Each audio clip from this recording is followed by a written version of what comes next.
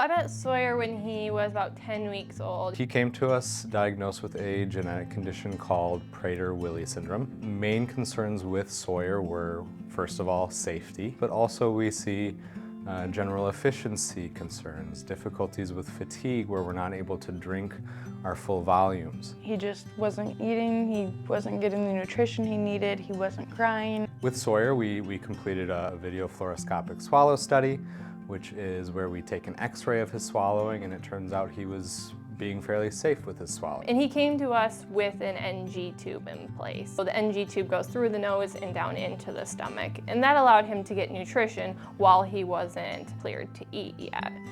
And so over the course of a couple months, we were able to eventually wean him off that NG tube so he didn't need that anymore. So it's this balance of we need to continue to try and promote as much oral eating as possible so that he continues to gain strength and efficiency and that stamina, but also we want to make sure that he's still gaining weight. So that's where our dietitian, Lydia, came into play. Feeding in infants changes week to week. So one week they might be constipated, they might be spitting up, their intake might have fluctuated, they might be taking a lot less than they were last week. So it's very critical to be there every week and be able to see the patient face to face.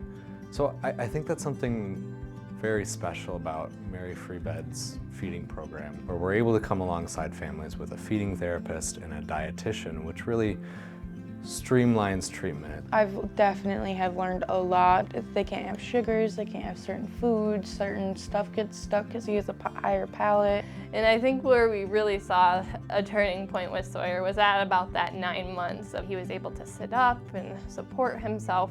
We really saw his feeding take off. He's now taking all food by mouth. We've begun to progress into solid foods. He's taking purees, mashed solids, and now we're starting to work on soft solids a little bit. We're working on self-feeding, and we're finally also working on helping to transition him to a straw or a sippy cup.